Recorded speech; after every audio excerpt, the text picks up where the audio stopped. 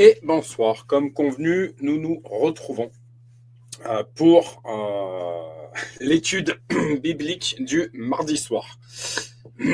Donc, en attendant que toutes les personnes me rejoignent, je fais une courte introduction. Donc, en effet, j'ai fait le choix tous les mardis de faire de la parole notre priorité. Donc, la semaine dernière, nous avons, ma chérie et moi, donc Christelle et moi, lu la première partie de la Genèse, qui parle particulièrement de la création du monde, donc par le Créateur, etc. Ce que je vais faire en attendant l'arrivée des premiers invités, je vais vous faire la lecture du passage qu'on a pu lire. Donc, Genèse 1. Je vous relis s'il en était. Donc, Genèse 1. Genèse. Le livre de la Genèse est le premier des 5 livres du Pentateuque, traditionnellement attribué à Moïse. Comme l'indique son nom, il présente les origines de l'univers et de l'humanité, ainsi que le choix par Dieu d'un homme auquel est promise une descendance, le futur peuple d'Israël, destiné à recevoir un territoire et à être une source de bénédiction pour les autres peuples. Son action se situe jusque vers 1800 avant Jésus-Christ. Donc, on avait vu que le Pentateuque, en fait, Pentagone, Pentateuque, 5 était le Pentateuque et les 5 premiers livres de la Bible, donc dans l'Ancien Testament. Création du ciel et de la terre. Au commencement, Dieu créa le ciel et la terre. La terre n'était que chaos et vide. Il y avait des ténèbres à la surface de l'abîme et l'Esprit de Dieu planait au-dessus de l'eau. Dieu dit qu'il y ait de la lumière. Et il y eut de la lumière. Dieu vit que la lumière était bonne, et il sépara la lumière des ténèbres. Dieu appela la lumière jour, et les ténèbres nuit. Il y eut un soir, et il y eut un matin. Ce fut le premier jour. Dieu dit qu'il y ait une étendue entre les eaux pour les séparer les unes des autres. Donc on avait vu que l'eau était composée pour 75% sur la Terre. Le 75% de la Terre, on l'appelle la planète bleue et de l'eau.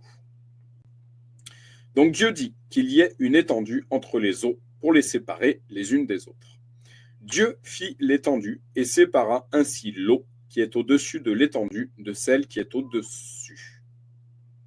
Je relis la phrase. Dieu fit l'étendue et sépara ainsi l'eau qui est au-dessous de l'étendue de celle qui est au-dessus. Cela se passa ainsi. Dieu appela l'étendue ciel. Il y eut un soir et il y eut un matin. Ce fut le deuxième jour. Dieu dit que les eaux qui sont au-dessous du ciel se rassemblent à un seul endroit et que le sec apparaisse. Et cela se passa ainsi. Dieu appela le sec terre et la masse des eaux mer. Dieu vit que c'était bon. Puis Dieu dit que la terre produise de la verdure, de l'herbe à graines, des arbres fruitiers, qui donnent du fruit selon leur espèce. Donc on a parlé en fait de toutes ces espèces qui peuvent exister en fait, donc entre que ce soit dans la création animale, les différentes races de vaches, etc. Le milieu agricole est un milieu que je connais. On va dire que je connais pas tout, mais je connais ce milieu-là, les différentes races de vaches, et les différentes variétés. On avait notamment parlé que aujourd'hui, on est dans un monde où on cherche à faire des copies conformes et que, on va dire, des semences uniques, mais c'est valable finalement puisqu'on réfléchit. Si on réfléchit également pour l'être humain, en fait, on cherche à ce que tout le monde soit pareil, en fait, et ce qui a pour cause de créer certaines extinctions, en fait, que ce soit dans les variétés animales, également dans la variété des plantes. Quand on pense à tous ces capitalistes, toutes ces industries capitalistes, notamment au niveau des semences, qui souhaitent à tout prix vendre des semences, leurs semences, Et tout ça crée la destruction de toutes ces semences qu'on appelle semences paysannes et donc une certaine variété. Je reprends. Puis Dieu dit que la terre produise de la verdure, de l'herbe à graines, des arbres fruitiers qui donnent du fruit selon leurs espèces et qui contiennent leurs semences sur la terre. Et cela se passa ainsi.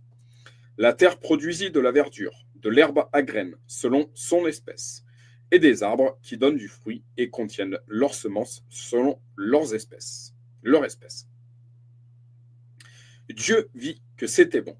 Il y eut un soir et il y eut un matin. Ce fut le 3e jour. Donc voilà, la semaine dernière, on s'était arrêté là. Nous nous étions arrêtés là. Toc. Je vais donc continuer en attendant les premières personnes me rejoignent. Donc en ce qui me concerne, la Bible sur laquelle je m'appuie, c'est la Bible Louis II.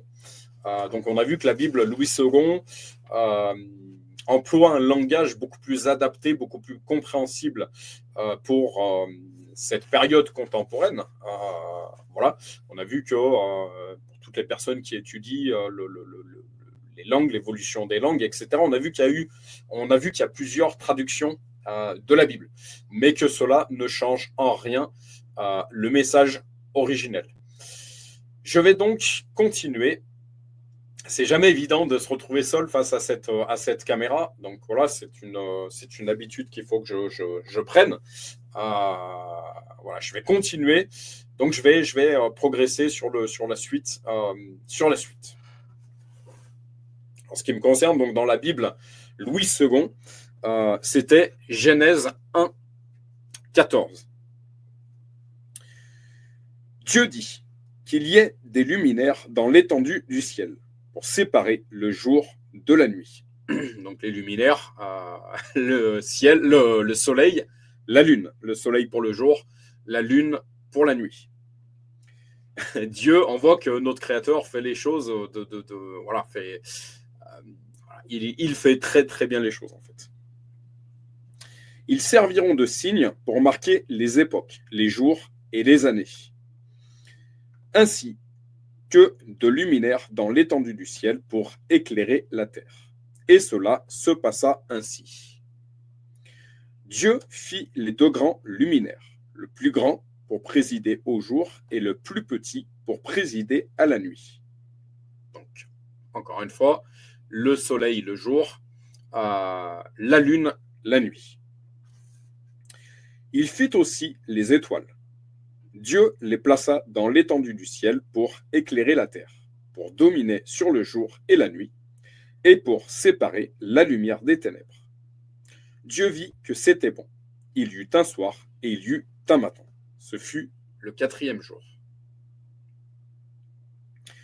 Dieu dit que l'eau pullule d'animaux vivants et que des oiseaux volent dans le ciel au-dessus de la terre. Dieu créa les grands poissons et tous les animaux vivants capables de se déplacer. Je relis. Dieu créa, le Créateur qui crée toutes choses, Dieu créa les grands poissons et tous les animaux vivants capables de se déplacer. L'eau en pullula selon leurs espèces. Je répète, l'eau en pullula selon leurs espèces. Alors j'aimerais bien faire une courte recherche en fait pour savoir où on est en 2025, la population des poissons, etc., pour savoir où ça en est en fait. Mais il est dit que au tout début, je relis cette phrase, Dieu créa les grands poissons et tous les animaux vivants capables de se déplacer. L'eau en pullula selon leurs espèces. On a vu encore une fois qu'il y a extinction de certaines espèces. Il créa aussi tous les oiseaux selon leurs espèces. Dieu vit que c'était bon, et il les bénit en disant « Reproduisez-vous, devenez nombreux et remplissez les mers, et que les oiseaux se multiplient sur la terre. » Je relis. Il créa, donc Dieu, il créa tous les oiseaux selon leurs espèces. Dieu vit que c'était bon, et il les bénit en disant « Reproduisez-vous, devenez nombreux et remplissez les mers, et que les oiseaux se multiplient sur la terre. Bon, je le vois. Il y eut un soir, et il y eut un matin. Ce fut le 5e jour. Ma chérie, Oui. est-ce que tu m'entends? Alors, je t'entends, mon cœur. Voilà.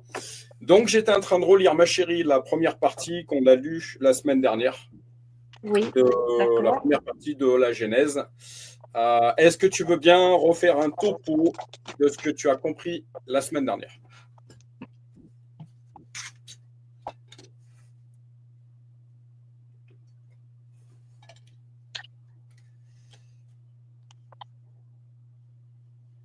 Est-ce que tu m'entends? Oui, je t'entends. J'ai Ok. un bruit de fond derrière, par contre, je ne sais pas ce que c'est. Je ne sais pas non plus. Le topo, ben, on avait discouru sur très, très peu de versets, finalement, avec beaucoup de choses à dire sur, avec les quelques versets qu'on a lus, puisqu'on est actuellement donc, sur la Genèse avec la création. On s'aperçoit que dans la création, ben, en fait, Dieu a prévu tout. Voilà. Tout tout pour satisfaire, tout pour suffire, et qu'il est vraiment parti, en fait, à partir de rien. Voilà, c'est juste par sa parole que les choses ont été créées. Donc, on imagine la puissance de Dieu voilà, pour créer tout ça. Euh,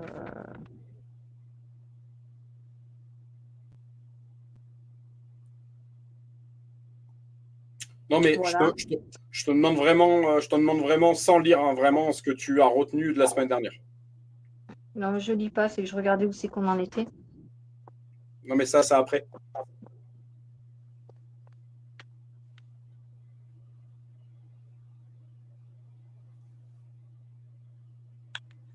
Ben, voilà, après, le plus important, je pense, à se souvenir, c'est la puissance de Dieu, justement, qu'il a eu par sa parole pour créer tout ce qu'il a créé en si peu de temps. Et puis la présence également, avant tout, des ténèbres. C'était les ténèbres qui étaient présentes avant qu'il agisse par sa parole. Voilà, donc de rien, finalement, il y a une belle création. On avait également parlé de tous ces mouvements géologiques, du pourcentage dont était composée la planète bleue, planète d'eau, de tout ça. Oui, oui. Voilà. Ben, ce qui prouve que en fait, les recherches géologiques, enfin, les recherches scientifiques plus large échelle, finalement, démontrent euh, que ce qui est écrit dans la Genèse, ben, c'est une réalité également. C'est ça. C'est ça, c'est ça. Ok. Je te laisse le remettre dans la prière, mon cœur. Bien, Seigneur, je te remercie de nous laisser ce moment de lecture de ta parole et d'étude de ta parole. Euh, En commençant chronologiquement et en continuant donc ce qu'on a commencé la semaine dernière, euh, qui est donc le Pentateuque avec, entre autres, le livre de la Genèse. Permets-nous, Seigneur, d'avoir encore plus d'éclaircissement et encore une meilleure compréhension euh, de ta puissance, de ton pouvoir, de ta sagesse et de tes enseignements au travers de cette lecture et de cette étude biblique et de toutes celles qui viendront par la suite. Permet également à toutes les personnes qui se connecteront ultérieurement, qui visionneront ce live, d'avoir euh, un bon enseignement clair sur sur qui tu es, sur ce que tu fais et ce que tu as fait pour nous, sur ce que tu nous demandes également d'être et de faire. Voilà. que chaque personne qui pourrait se connecter, par la suite, ait vraiment cette envie, de continuer, à lire ta parole, à manger ta parole. Donc je te remets, cet échange sous ta bénédiction. Amour, Seigneur, dans le respect de la parole de tout le monde.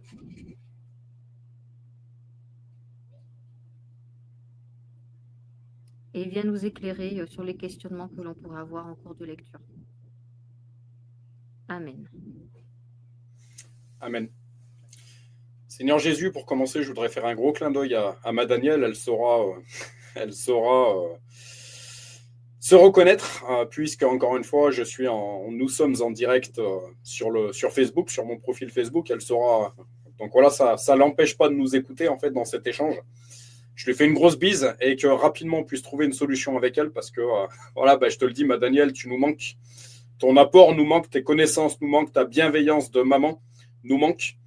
Donc voilà, je prie pour toi, pour l'ensemble de ta famille, pour les tiens, et que Dieu, si nécessaire, puisse te permettre de t'équiper d'un outil un petit peu plus fonctionnel, peut-être un nouveau téléphone, pour que tu puisses nous rejoindre rapidement.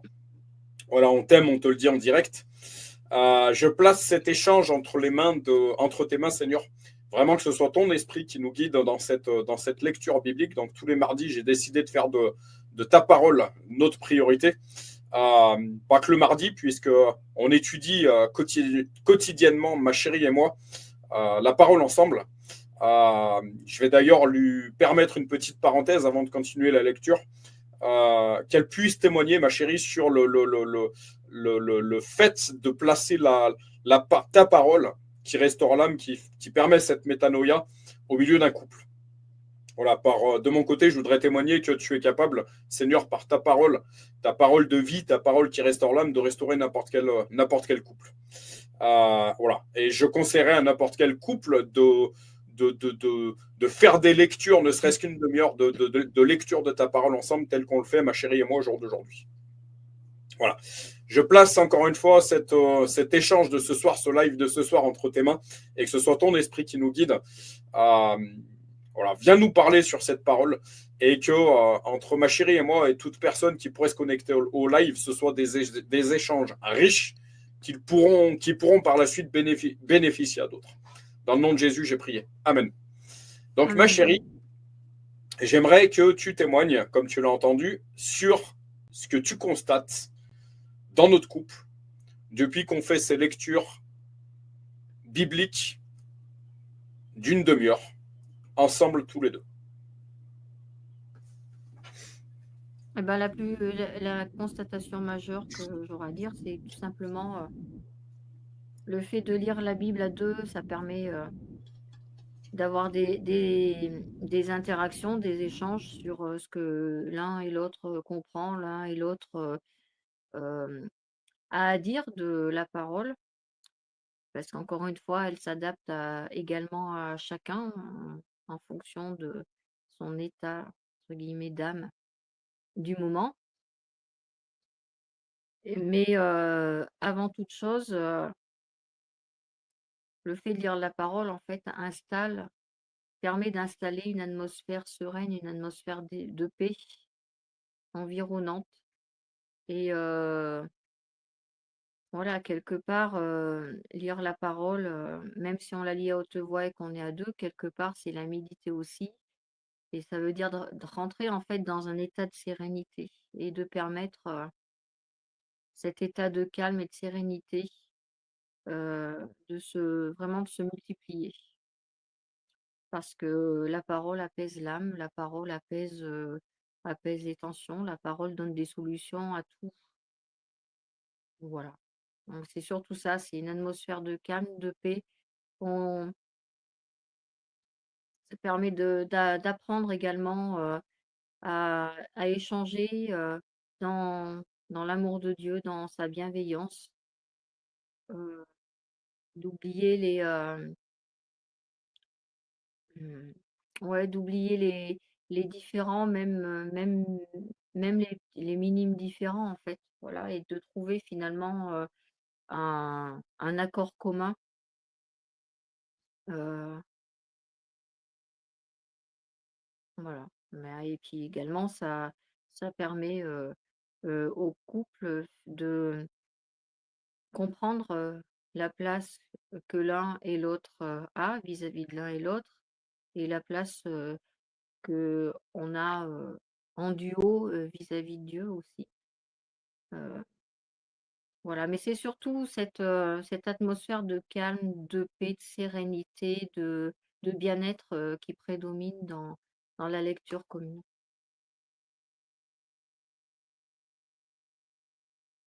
Ok, ok. Est-ce que tu as des questions? Est-ce que... Ben, moi, je te retournerai la même question, oui, la même question. Donc, tu l'as dit un petit peu tout à l'heure. Voilà. Est-ce que je pourrais te répondre, quel genre de personne j'étais il y a 10 ans, ma chérie? Bah, une personne qui n'était pas du tout en paix, donc avec tous les travers que cela comporte. Voilà, pour toute personne qui serait sur son profil Facebook, qui serait en train de me suivre sur son profil Facebook, et ben que, ouais, j'étais qui il y a 10 ans, encore une fois, ma chérie?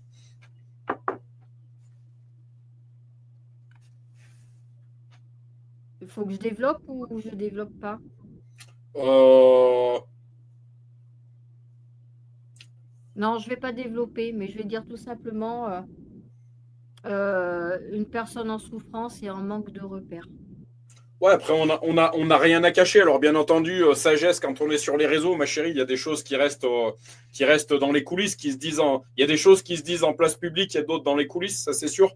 Mais après, si tu veux développer un petit peu, si ça peut servir à certaines personnes, il y a pas de souci, hein.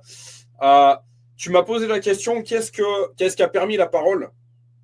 En ce qui me concerne, euh, je vais te l'apporter en un court témoignage de mon côté parce on va ensuite poursuivre dans la lecture de cette parole. Mais tout à l'heure, encore une fois, avant de passer au live, j'ai écrit un petit paragraphe. En fait, il n'y a pas de hasard, il n'y a que des rendez-vous. Et tout à l'heure,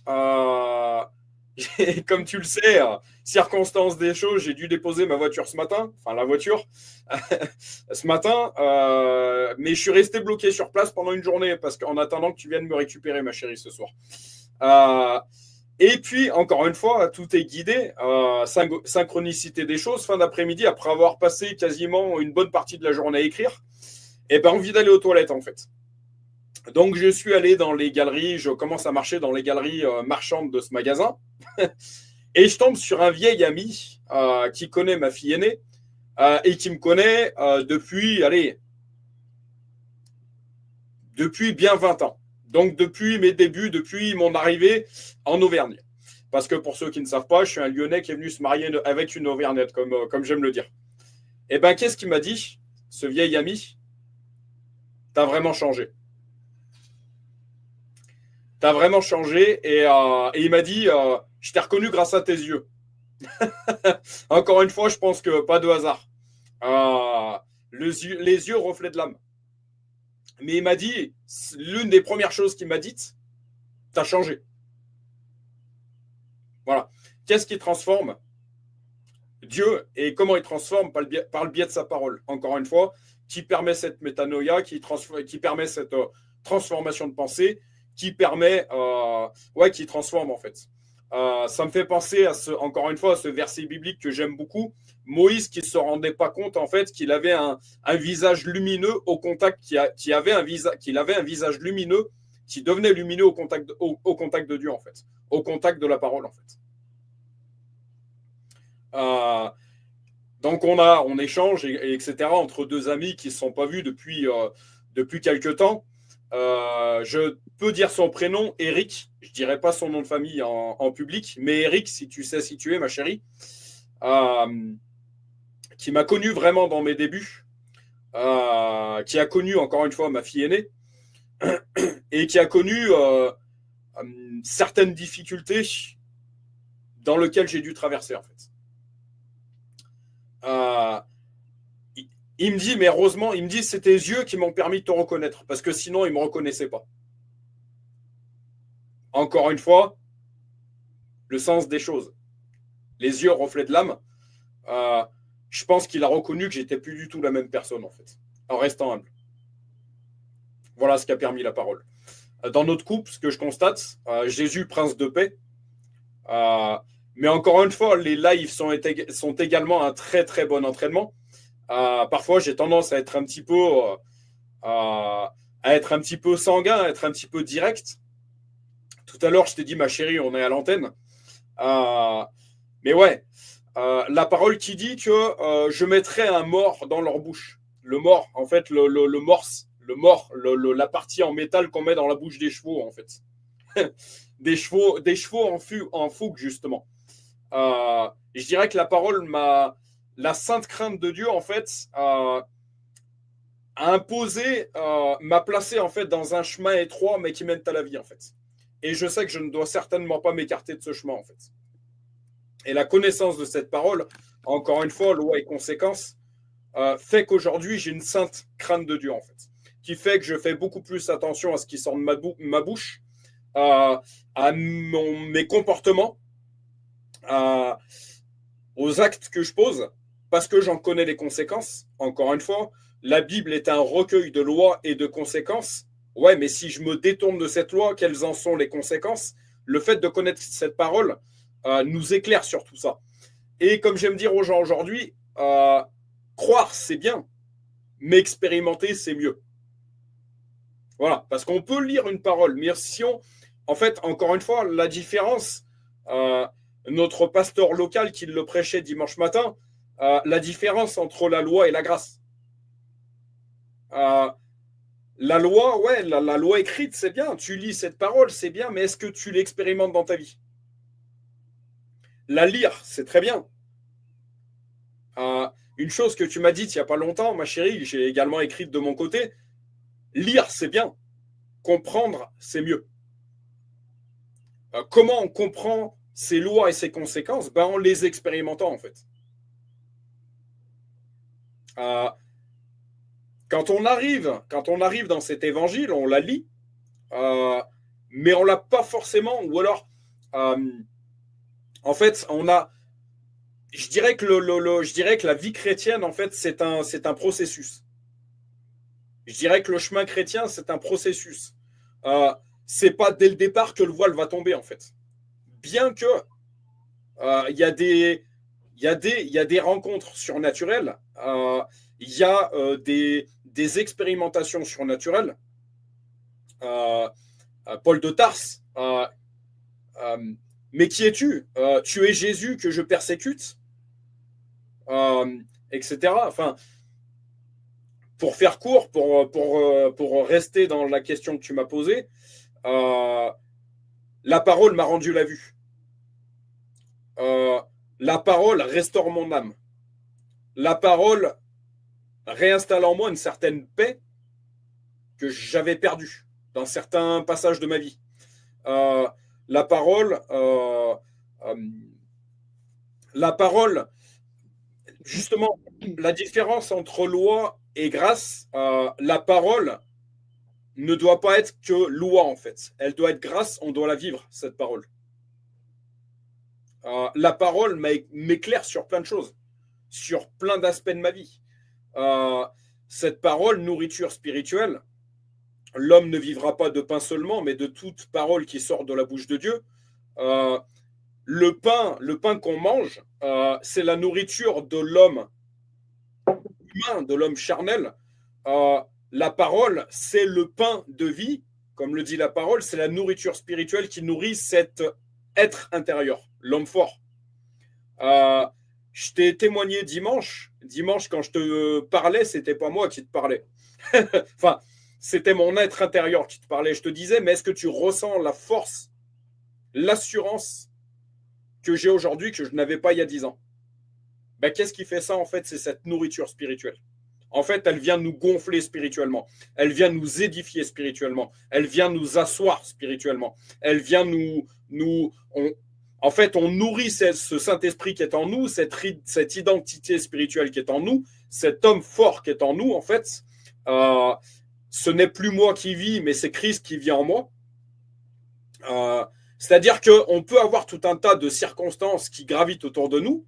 À partir du moment qu'on expérimente véritablement Jésus, à partir du moment qu'on expérimente Dieu et sa parole dans notre vie, on sait qu'à partir du moment qu'on marche avec lui, qu'on suit ses lois spirituelles, il est souverain sur toute situation.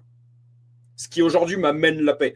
J'ai dû faire face à certaines peurs. Je ne vais pas revenir sur toutes ces peurs ici ce soir, mais la peur de la mort. Ben, on a un Dieu qui nous parle d'éternité. La mort ne concerne que la chair.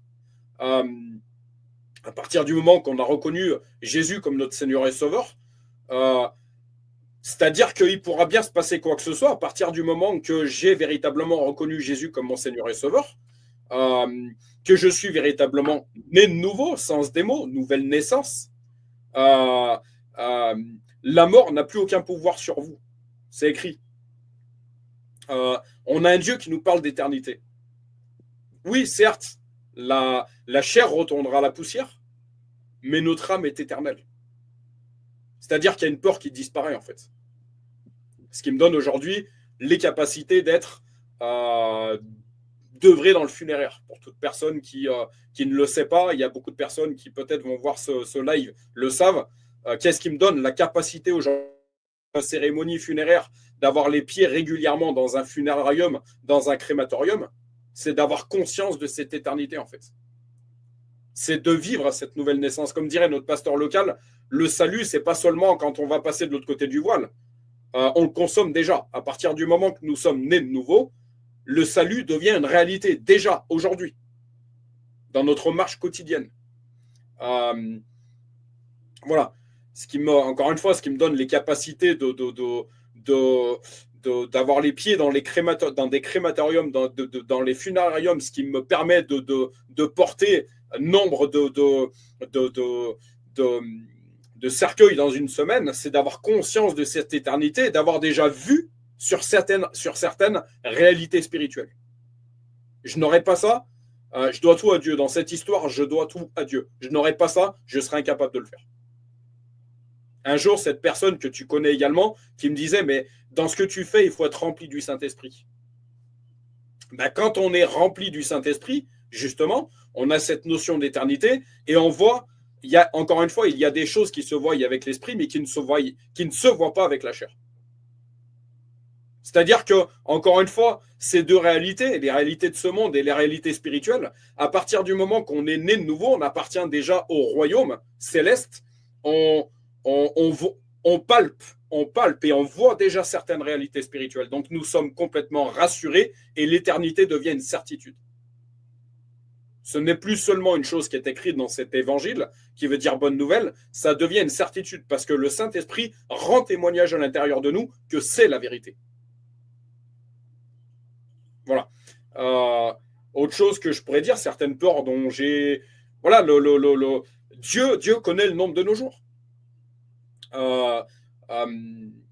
Dieu connaît le nombre de nos jours. C'est écrit, avant même que tu sois dans le sein de ta mère, je connaissais le nombre de tes jours. Eh bien, toute personne qui me connaît, et tu me connais particulièrement, ma chérie, j'ai fait tout un travail de recueil, en fait, de personnes qui sont venues me témoigner. Ben, j'ai eu 4 cancers. Et tu es toujours là pour m'en parler. J'ai rencontré telle épreuve dans ma vie. J'ai fait un infarctus. J'ai été dans un état de coma. Et tu es aujourd'hui là pour m'en parler. Des événements qu'on a pu, pas loin de chez nous, ma chérie, ce camion qui a fait un plongeon de 15 mètres. Miraculeusement, il est retombé sur les roues déjà. Et le chauffeur est toujours là. 15 mètres, chiffre 15, encore une fois. J'ai fait tout un tas de choses qui m'ont prouvé qu'effectivement, la parole est la vérité. C'est écrit. Je connais le nombre de tes jours et tout un tas d'événements dans ma vie d'aujourd'hui qui m'ont témoigné que c'est la vérité. Donc cette peur, finalement, Elle dégage, dans le nom de Jésus, une peur supplémentaire qui te permet de faire des choses peut-être que tu ne faisais pas auparavant. Voilà. Pareil, tout un tas de choses que j'ai pu observer, la bénédiction générationnelle comme la malédiction générationnelle, c'est une chose dont je te parle régulièrement. J'ai observé certaines choses dont j'ai pu te faire part, que je ne dirais pas en place publique, mais que j'ai pu te faire part, notamment dans la fonction qui m'est confiée aujourd'hui. J'ai pu observer tout un tas de successions, en fait. Voilà, ça a été un véritable travail de recueil de mon côté, avec des dates, avec on devient, moi comme j'aime dire, à partir du moment qu'on est véritablement habité par le Saint-Esprit, on devient des enquêteurs de ces réalités spirituelles. On devient des enquêteurs du Seigneur. On fait qu'écrire. Tu me connais, ma chérie, aujourd'hui. Qu'est-ce que j'ai fait aujourd'hui toute ma journée? Bah, t'as écrit. C'est ça. C'est-à-dire qu'aujourd'hui, comme tu le sais, ma chérie, j'ai un bloc-notes où en fait je prends mes notes. Aujourd'hui, j'ai clôturé le mois de janvier 2025. Nous sommes au mois d'avril. C'est-à-dire qu'aujourd'hui, à chaque fois que l'esprit me dit note, me montre, note ce détail. Note cette chose que cette personne t'a dit. Note ça, note-le. Et ensuite, je fais un travail, je classe en fait entre mes différents dossiers Word. Guérison, travail, famille, couple, etc. Saint-Esprit, etc. Don de l'esprit, etc. Nous sommes au mois d'avril. Je viens seulement de clôturer le mois de janvier pour te dire quantité de choses qu'aujourd'hui je note. Un jour, notre pasteur local me disait « Mais tu ne peux pas tout noter ». Mais en fait, quand l'esprit me montre note, c'est tout un tas d'informations que je ne veux surtout pas perdre. Pourquoi? Parce qu'elle m'ouvre clairement les yeux sur le fait que cette parole est la vérité. Et en fait, je fais le lien entre toutes ces prises d'informations, entre tous ces versets. Aujourd'hui, quand j'écris, j'écris par exemple une expérience, un témoignage, etc., et ben en fait, suite à ça, l'esprit va me montrer les versets bibliques qui correspondent. Ben, une chose que je te dis souvent aujourd'hui, ma chérie, aujourd'hui, non seulement je crois, mais j'en suis au stade, en restant humble, que Dieu me garde humble, je sais. C'est même plus seulement je crois, parce qu'on peut croire. Encore une fois, oui, je crois en cette parole, mais je ne l'expérimente pas seulement dans ma vie. Moi, non seulement je crois en cette parole, mais je sais qu'elle est la vérité. Je le sais. Puisque je l'expérimente, puisque les circonstances me font voir que cette parole est la vérité. Voilà. Alors, ça demande un travail monstre. Il y a des moments où tu me vois, je suis KO, je suis fatigué, mais il y a des choses, je ne veux pas les perdre. Ce sont des perles. Quand l'esprit me fait voir écrit, garde note de tout ça. Encore une fois, les paroles s'envolent, les écrits restent. Tout ça, encore une fois, tout auteur chrétien, tout éditeur, tout imprimeur chrétien qui m'entend puisse entendre ce que je dis là. J'arrête pas de te le dire. Il y a des livres qui vont sortir de tout ça. C'est clair. Je pense que l'un de mes travaux, et je le témoignais à un jeune homme qui vient régulièrement chez nous, ma chérie, je te laisserai trouver qui. Ton gendre. Je lui disais dimanche, avant qu'on aille, là, il y a 15 jours, avant qu'on aille à la compétition de gym, je lui disais, mon travail aujourd'hui est de déconstruire tout un tas d'a priori et de montrer que tout ça est bien réel, que c'est réalité, tout ça, c'est réel. On n'est pas, comme je te disais hier soir, oui, c'était hier soir. Je te le disais, la lecture biblique qu'on a pu faire hier, je te disais, mais pour la plupart des gens, on passe pour des demeurés, on passe pour des barjots, mais non, on n'est pas fou. On n'est pas fou. Tout ça est réel. Ces gens qui l'expérimentent, ils l'expérimentent réellement. Je t'ai envoyé récemment l'un de mes collègues sauveteurs, je ne citerai pas de nom non plus, je t'ai envoyé la copie d'écran des messages qu'il m'a envoyés. La guérison, la prière de guérison a été faite, sa guérison, il l'a reçue dans le nom de Jésus. Tu l'as vu. L'échange, tu l'as vu. L'échange de messages, tu l'as vu. C'est la raison pour laquelle aujourd'hui, vous avez le pouvoir de guérir les malades, vous avez le pouvoir de ci, de là.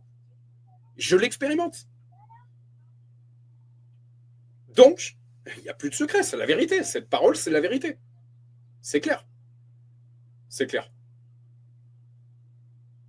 Cette succession de synchronicité, ces chiffres, tout à l'heure, j'étais, en fait, à chaque fois, et c'est pareil, le fait de reprendre ces notes, pareil, les chiffres, je te parlerai de cette fameuse amende, tu sais, que j'avais reçue par mail, et en fait, c'était une arnaque, comme beaucoup de choses dans le monde aujourd'hui.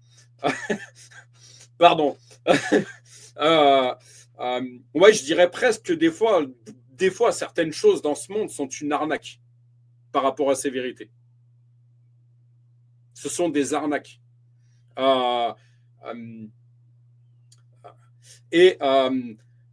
Donc, c'est cette fameuse amende que j'avais reçue par mail.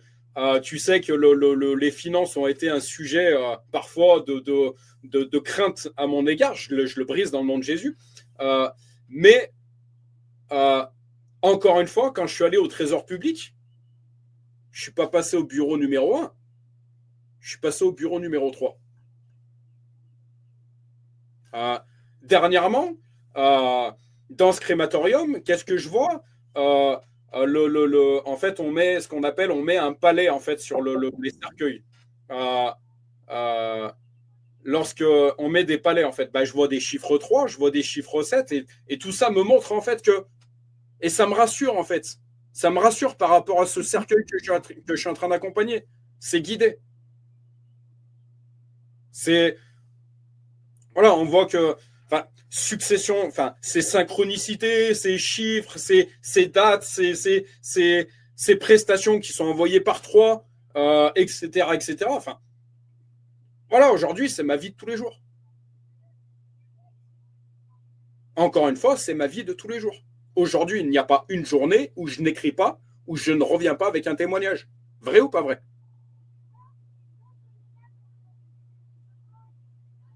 Pas une seule journée. Pas une journée. Il y a une chose que je lisais, que j'écoutais, je ne me rappelle plus récemment. Si on observe autour de nous, mais Dieu est partout. Il est partout. Des chiffres, des adresses numéro 7 devant les églises, adresse numéro 3 devant les églises. Même, je dirais même aujourd'hui, j'en suis jusque-là, je dirais même que l'adresse où habite une personne n'est pas un hasard. Rappelle-toi qu'on habitait rue du Colombier. Colombe, Saint-Esprit. Le prénom, le nom d'une personne n'est pas un hasard. Christ, elle. Elle en Christ, dans le nom de Jésus. Etc. Le hasard n'existe pas, c'est clair. C'est clair. C'est clair. Ah bon, on ne sait pas ce qui... Voilà, on sait... On entend des fois, on sait pas ce qui est arrivé à cette personne, on sait pas si on sait... Mais je sais pas ce que je dois faire de ma vie. Rapproche-toi de ton créateur et tu comprendras quelle créature tu es. Et ce qu'il a placé en toi. J'ai un plan parfait pour chacun d'entre vous. C'est écrit. Il y a des dons particuliers qui sont inscrits en chacun d'entre nous. Nous sommes des pièces uniques. Ça revient. Je suis désolé, je fais un aparté et puis voilà, mais je me laisse complètement guider par l'esprit. Ces lives sont guidés par l'esprit. Si ce soir en échange, c'est que ça devait être comme ça. Mais ça me fait écho par rapport à cet échange que j'avais eu avec un ami par rapport à l'avortement. Je lui disais, je veux être prudent dans ce que je dis parce que je suis en plein direct. Je lui disais, mais je lui parlais de Moïse. Moïse, finalement, moi qui suis ex-enfant de l'ASO, moi qui suis ex-enfant de la DAS, c'est mon grand frère. Je voilà, si Moïse n'avait pas été élevé par cette Égyptienne, même Jésus, le plus fort témoignage que je lui ai apporté, c'est que je lui ai dit, mais Jésus, qui a été enfanté surnaturellement par la Vierge Marie. Il a été, euh, il a été enfanté, créé par le Saint-Esprit, Père, Fils, Saint-Esprit. Mais Joseph, il aurait pu hyper mal réagir. Et si Joseph avait mal réagi, eh ben, qu'est-ce qui l'aurait empêché? Comme quoi, il y avait un plan qui était inscrit en Jésus. Père, ma mission est finie, je te rends l'âme. Qu'est-ce qui aurait pu empêcher Joseph s'il avait mal réagi? Qu'est-ce qu'il aurait pu empêcher? Il y avait le salut de l'humanité qui était inscrite en Jésus, c'était sa mission ici-bas. Est-ce que tu vois où je veux en venir, ma chérie? Bien sûr. Après, je pense Si que Jésus, si voilà. Jésus avait mal réagi, il aurait pu attenter au salut de l'humanité. C'est pour ça que pour finir, et je te laisse la parole, c'est pour ça que pour finir, concernant ce sujet qui est l'avortement, alors il me donnait plein d'exemples, oui, mais un enfant qui naît dans telle circonstance, un enfant, moi comme je lui ai répondu, ce n'est que mon humble avis, euh, nous sommes avant tout des êtres spirituels avant d'être des êtres charnels. Un, un, un, n'importe quelle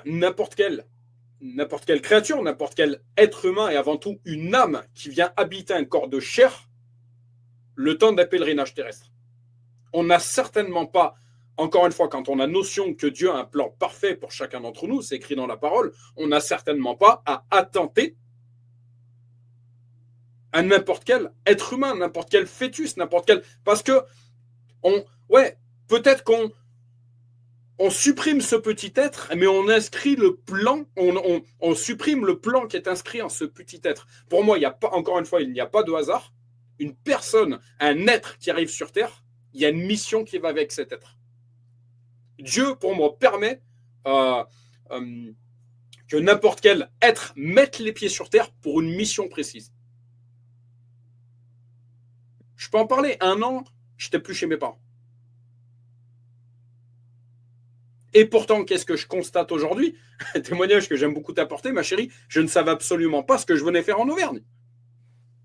Je ne connaissais pas l'Auvergne. Je ne savais absolument pas. Je te dis, encore une fois, témoignage, quand j'ai fait mes études agricoles, on me surnommait déjà Jésus. Je ne savais même pas que j'allais être chrétien un jour. C'était inscrit à l'intérieur de moi. Des gens le voyaient avant même que moi-même je le vois. Des gens le savaient, des âmes le savaient avant même, l'avaient reconnu avant même que moi je le sache. Voilà jusqu'où ça va. Je te laisse la parole, ma chérie. Ben, j'allais dire simplement que quand tu émets des suppositions, si Joseph avait mal réagi, etc., je pense qu'au contraire, il y a aussi une volonté de Dieu de bien choisir où il allait faire et par quel biais il allait faire venir Jésus, en fait. Euh, je pense qu'il a voulu également, certes, bon, il a agi via la virginité de Marie, mais il a certainement cherché aussi des appuis solides avec des modèles de père et de mère solides.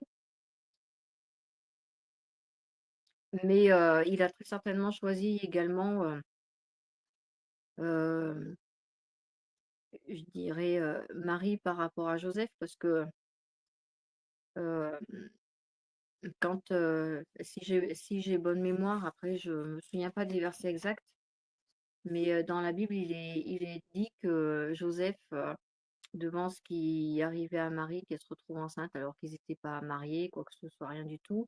Il a voulu arranger la situation et, euh, et comme on dirait de nos jours, rendre tout cela légal, quoi. Voilà. Donc finalement, il a œuvré dans le sens de Dieu également. Voilà, donc je pense pas que ça aurait été un homme qui aurait rejeté, qui aurait mal réagi. Je pense que, au contraire, il y a eu un choix aussi délibéré de Dieu voilà, dans le choix des parents de Jésus Est-ce que, sur terre, est-ce qu'on sur se rend terrestre. compte, est-ce qu'on se rend compte Et justement, la deuxième chose que je voulais dire également, c'est que ma question en fait que je posais, c'était la même que tu m'as posée, c'est qu'est-ce que la lecture de la Bible a fait dans le couple. Tu as beaucoup parlé de toi, mais c'est important parce que on se rend compte que finalement, lire la Bible, non seulement ça nous apporte un enseignement, mais avant tout, ça nous emmène une transformation, la métanoïa dont tu parles, et c'est cette transformation-là qui permet, heu heu, dans le couple notamment, là on parle du couple, dans le couple d'être beaucoup mieux également avec l'autre et dans l'ensemble des relations d'être beaucoup mieux également aussi. Encore une fois, il y a un lien entre, heu, l'état d'esprit dans lequel on est, l'état d'esprit qu'on reflète aux autres et l'atmosphère qui se crée tout autour. Voilà, je pense qu'il faut surtout retenir ça, finalement dans le couple, lire la parole, certes, ça enseigne beaucoup de choses, mais ça permet à soi-même enfin, ça permet de faire un travail déjà en soi-même, sur soi-même, pour donner à l'autre, le meilleur de soi, finalement. Voilà, comme on dit souvent, il faut déjà être bien avec soi-même pour être bien avec les autres, quoi. Si t'es pas bien avec voilà, toi-même, tout à fait, tu être mal avec les autres, en fait. tout à fait, Voilà. tout à fait. Et le but de toute façon, de la parole, c'est quoi finalement? C'est Dieu qui nous a donné encore une fois ce mode d'emploi pour devenir ce qu'on doit être, voilà, à son image. Et l'image de Dieu, comment est-ce qu'on pourrait le symboliser? Je pense que avant tout, on pourrait le symboliser avec tous ces adjectifs qui sont finalement qui ont qu'un seul rapport, enfin, qui ont qu'un seul lien, qui est l'amour. Parce que Dieu est bienveillant, Dieu est protecteur, Dieu punit également, mais punir, c'est de la protection aussi, dans certains cas, dans la plupart des cas. Dieu est amour, voilà, Dieu est tout ça, et c'est ce qu'il veut que nous soyons aussi. Il faut que tu précises qu'est-ce que tu entends que la punition peut être une protection pour toutes les personnes qui nous entendent. Bah, en fait, on apprend de ses erreurs, tout simplement. On apprend de ses erreurs. Il y a plein d'exemples divers, mais un jour tu fais une bêtise, tu te rends compte que en fait ça t'emmène que des ennuis encore plus, et bah tu vas t'en souvenir, tu vas te dire bah, la prochaine fois je serai protégée contre ça parce que je sais que ça ne se fait pas. Et les enseignements de Dieu, c'est voilà, ils sont faits des fois peut-être surtout par rapport au rapport à la chair en fait. Là, je parle plus du rapport à la chair, mais ils vont être assez restrictifs en ce qui concerne la chair pour pouvoir protéger notre âme finalement. En fait, on se rend Hein. bien compte, encore une fois, que tout est loi et conséquence, en fait. C'est tout. Eh ben, c'est ça, C'est tout. c'est ça. Mais le but de la loi et des enseignements qu'il nous a donnés, c'est pour que nous soyons finalement à son image, que nous soyons des hommes, des femmes, bien que nous soyons des êtres spirituels à la dimension qu'on doit avoir, voilà, à son égal, puisque dans la Genèse, il est dit que Dieu créa l'homme à son égal, à son image. Voilà. Donc essayer de tendre le plus près possible de l'image que lui, il reflète de lui, de lui-même. Voilà. Il y a une chose sur laquelle je voudrais revenir, puisque tout à l'heure tu l'as soulevé un petit peu. Euh, en fait, encore une fois, sur le fait qu'il n'y a pas de hasard. Quand tu disais que Jésus, finalement, Dieu a permis qu'il atterrisse dans la bonne famille, en fait. Et je voulais te prendre l'exemple de Moïse, justement.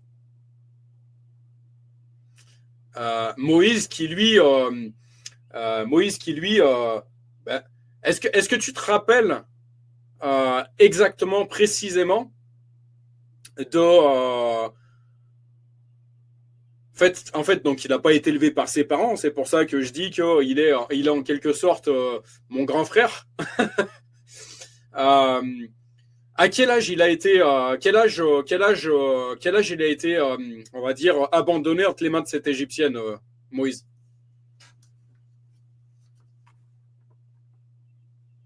Est-ce que tu t'en rappelles?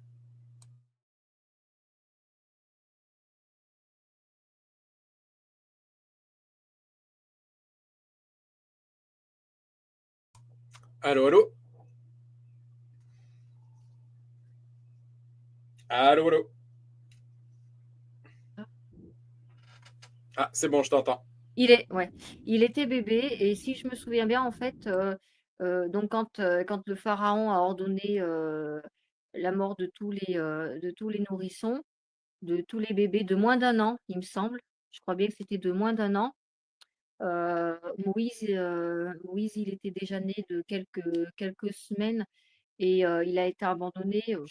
Je ne saurais pas dire l'âge exact, mais je pense que c'est aux alentours des 3, 6 mois, enfin avant l'âge d'un an en tout cas, ça c'est sûr et certain, puisqu'il était, puisque quand il a été recueilli donc par la servante de la fille de Pharaon, il a été allaité.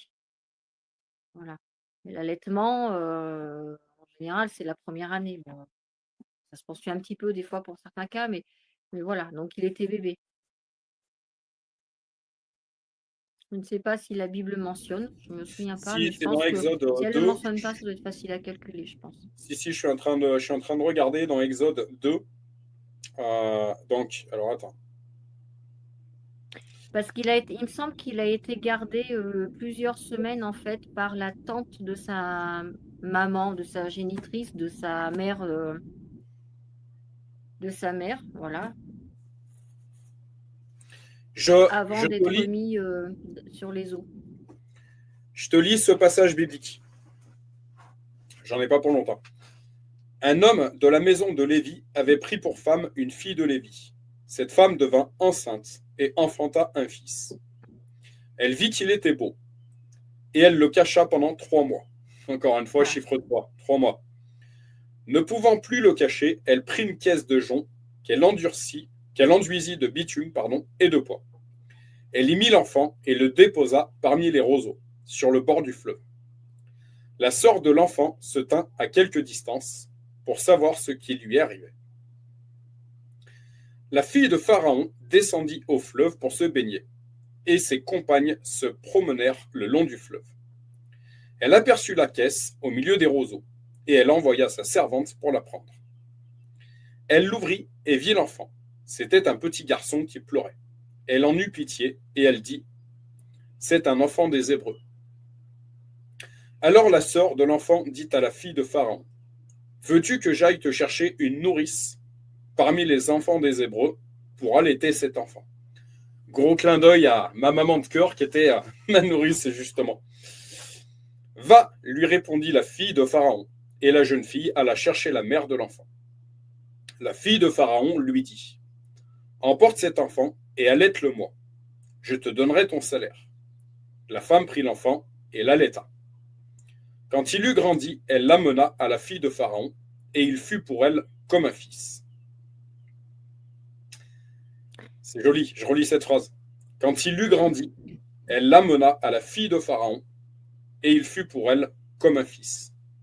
Encore une fois, les véritables liens ne sont pas ceux de la chair, mais sont ceux de l'esprit.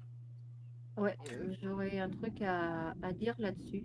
Ouais, Si je comprends bien, parce que bon, là, je l'ai pas sous les yeux. J'aime bien avoir les textes sous les yeux parce que, voilà. Mais si je comprends bien, en fait, Moïse, il a été élevé par une nourrice, donc nourri finalement par sa mère. par le sein maternel, la mère qui l'a mis au monde. Tu peux Celle-ci a répéter ce eu que la tu viens de chance me dire? finalement de nourrir son fils et après c'est la fille de Pharaon et qui finalement en a fait son fils, quoi. Voilà. Oui, Donc en fait, le fait d'avoir mis son fils Moïse sur les eaux, euh, ça lui a permis de continuer à faire cette mission, c'est-à-dire d'élever Moïse, qui sera un grand homme, hein, comme on le sait, en tant que mère. Enfin, voilà. Même si lui, il savait certainement pas que c'était sa mère, mais finalement, elle a continué, il y avait toujours ce lien-là.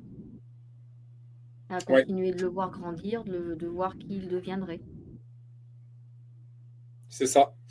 C'est exactement ça. Tu vois, comme quoi il est important de revenir continuellement sur cette parole parce qu'on a des révélations en fait régulièrement. Et tu vois, Mm. ce passage de Moïse, je relis ce verset. Va, lui répondit la fille de Pharaon. Et la jeune fille alla chercher la mère de l'enfant. La fille de Pharaon lui dit, emporte cet enfant et allaite-le-moi. Je te donnerai ton salaire. La femme prit l'enfant et l'allaita. Quand il eut grandi, elle l'amena à la fille de Pharaon, et il fut pour elle comme un fils. Elle lui donna le nom de Moïse, car dit-elle, je l'ai retiré des eaux. En ce temps-là, Moïse, devenu grand, se rendit vers ses frères et fut témoin de leurs pénibles travaux. Il vit un Égyptien qui frappait un Hébreu d'entre ses frères. Il regarda de côté et d'autre, et voyant qu'il n'y avait personne, il tua l'Égyptien et le cacha dans le sable, etc. Eh bien, je vais rebondir encore une fois sur ça, sur ce que tu viens de dire. Le fait que finalement il ait été nourri, élevé par sa vraie mère, on est bien d'accord. Et quelque part, le lien qu'il avait en tant qu'enfant hébreu, puisque sa mère était hébreu, son père était hébreu. Finalement, ce lien, il n'a jamais été rompu, donc il a encore plus connu, appréhendé et aperçu et vécu finalement avec cette soumission que les Hébreux avaient. Je pense qu'il était encore plus à même de comprendre ce que les Hébreux vivaient par les Égyptiens. S'il avait été élevé par une nourrice, mais égyptienne, parce que la fille du pharaon aurait très bien pu dire, ben, je connais des nourrices, hein. Je pense que dans ces grands palais, tous les enfants des, euh, des hauts placés ont eu des nourrices. Elle aurait très bien pu choisir une nourrice égyptienne, mais non, du coup, c'était une nourrice hébreu, en l'occurrence encore plus sa mère. Donc, quelque part, oui, il n'y a jamais eu de lien brisé entre Moïse et son peuple, finalement. En fait, ce qu'on voit là-dedans, c'est une tactique. Je te relis le passage. Je te relis le passage. Elle aperçut la caisse au milieu des roseaux, et elle envoya sa servante pour la prendre. Elle l'ouvrit et vit l'enfant. C'était un petit garçon qui pleurait. Elle en eut pitié et elle dit, c'est un enfant des Hébreux. Alors la sœur de l'enfant dit à la fille de Pharaon, veux-tu que j'aille te chercher une nourrice parmi les femmes des Hébreux pour allaiter cet enfant? Va, lui répondit la fille de Pharaon, et la jeune fille alla chercher la mère de l'enfant. Elle allait chercher une nourrice, finalement elle a pris la mère de l'enfant. Oui, mais c'est sa sœur en plus. Donc, elle a finalement, la sœur de Moïse a permis que le lien entre Moïse et sa mère perdure. Voilà. Mais, La mère de mais, ma, Moïse n'a pas question, perdu Moïse. mais ma question, est-ce qu'il savait que finalement cette nourrice c'était la mère de Moïse? Bien sûr, puisque si tu relis bien le passage, lorsque Moïse est dans le fleuve il y a sa sœur, sa grande sœur à Moïse, qui suit le berceau, qui suit le panier. Donc elle sait très bien que dans le panier, c'est son petit frère, parce qu'elle a vu sa mère le déposer dedans. Donc qu'est-ce qu'elle fait? Eh ben, elle permet à sa mère, à tous les deux, de continuer d'élever son frère.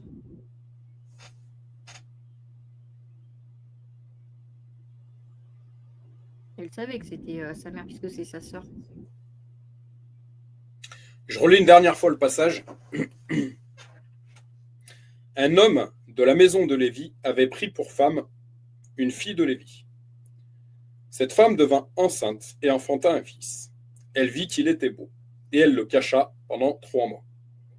Ne pouvant plus le cacher, elle prit une caisse de jonc qu'elle enduisit de bitume et de pois. Elle y mit l'enfant et le déposa parmi les roseaux sur le bord du fleuve. La sœur de l'enfant se tint à quelque distance pour savoir ce qui lui arrivait. La sœur de l'enfant se tint à quelque distance pour savoir ce qui lui arrivait. La fille de Pharaon descendit au fleuve pour se baigner, et ses compagnes se promenaient le long du fleuve. Elle aperçut la caisse au milieu des roseaux, et elle envoya sa servante pour la prendre. Elle l'ouvrit et vit l'enfant. C'était un petit garçon qui pleurait. Elle en eut pitié, et elle dit, « C'est un enfant des Hébreux. » Alors la sœur de l'enfant dit à la fille de Pharaon, « Veux-tu que j'aille » Alors la sœur de l'enfant, donc la sœur de Moïse, dit à la fille de Pharaon, « Veux-tu que j'aille te chercher une nourrice parmi les femmes des Hébreux pour allaiter cet enfant ?» Va, lui répondit la fille de Pharaon, et la jeune fille alla chercher la mère de l'enfant.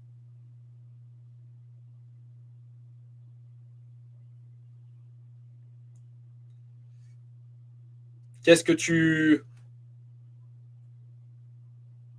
as écouté la lecture du coup? Ouais. Oui, oui. C'est très clair pour toi? Ah bah pour moi, c'est très clair, oui. Qu'est-ce qui est très clair du coup? Bah, ce qui est très clair, c'est qu'en fait, le lien entre Moïse et sa vraie mère, sa génitrice, n'a jamais été rompu, parce que même si sa mère l'a abandonné de peur qu'il meure, non seulement bon, elle l'a sauvé, il est pas mort, puisqu'il voilà, il a pas fait partie des enfants que les Égyptiens ont exterminés, mais en plus de ça, elle a continué de l'élever. Voilà. Et en fait, sa sœur à Moïse a été vraiment une grande sœur. Bah, comme souvent, on demande aux grands frères, aux grandes sœurs, c'est d'être un peu plus protecteur finalement vis-à-vis de leur petit frère ou de leur petite sœur. Et bah, elle a été vraiment protectrice parce qu'elle a suivi son petit frère du début à la fin, et c'est elle qui l'a ramené à leur mère finalement. Donc en fait, ça me fait penser au cycle. Il y a une histoire de cycle.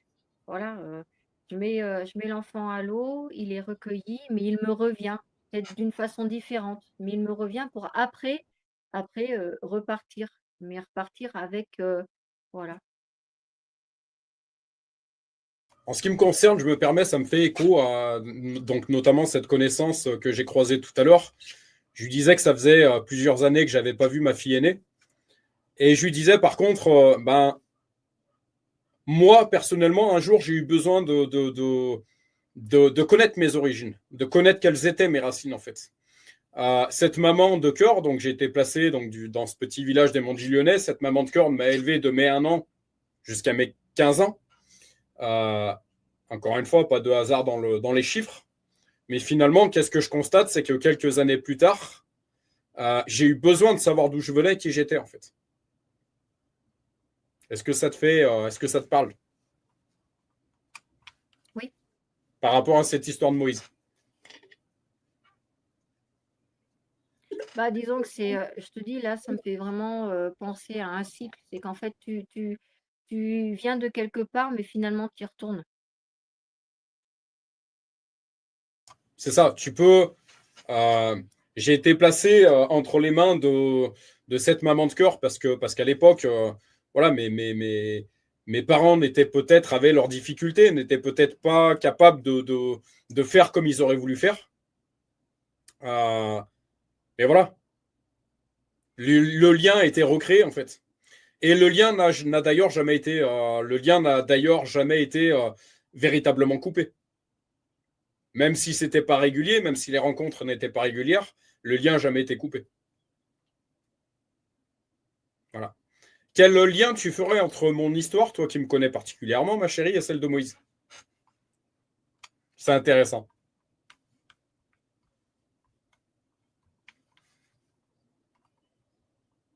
Est-ce que tu m'entends, ma chérie? Oui, je suis en train de réfléchir. Le lien que je pourrais faire entre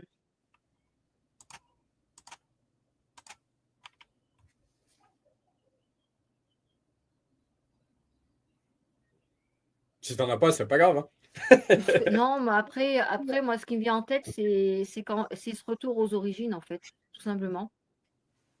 C'est tout. Ouais. On part peut-être pour un certain voyage, X temps, mais au final, on se rend compte qu'on n'a jamais de coupure avec ses origines profondes et quoi qu'il en soit, on y retourne. Alors, Moïse, il n'a pas eu finalement de coupure. Après, bon, je pense pas que comme sa mère finalement était sa nourrice, je pense. Après, on ne sait pas ce qui s'est passé dans l'histoire, voilà. Mais je pense pas qu'elle ait dit à Moïse, bah, écoute, je suis ta nourrice, mais en fait, je suis ta mère. Je ne pense pas. Je pense que le secret était bien gardé. Euh, mais en fait, il n'y a jamais eu de coupure. Il a toujours eu ce lien, même s'il était de façon non visible. Voilà, un lien invisible finalement. Et puis, en fait, il est revenu vers ses origines d'une certaine façon. Voilà, passé par les Égyptiens pour se rendre compte en fait des travers des Égyptiens et puis pour revenir auprès de son peuple. Voilà, c'est le lien que je ferai, c'est que en fait, finalement, un lien, quel qu'il soit, euh, il est jamais coupé. Il peut être visible, il peut être invisible, mais il est jamais coupé et on revient toujours à ses origines. Voilà, toujours ce besoin. Alors, lui, est-ce qu'on lui a dit que, enfin, on lui a certainement dit que la fille de Pharaon, c'est ta mère, donc il a peut-être pas eu ce besoin de savoir qui étaient vraiment ses parents, voilà, je sais pas. Mais comme dans ton histoire et comme dans l'histoire de beaucoup d'enfants qui ont été élevés en dehors de leur famille ou qui n'ont pas connu, qui sont nés sous X par exemple, qui n'ont pas connu leurs parents, et ben, il y a une période dans leur vie, ils ont besoin de revenir à ces origines-là. Voilà.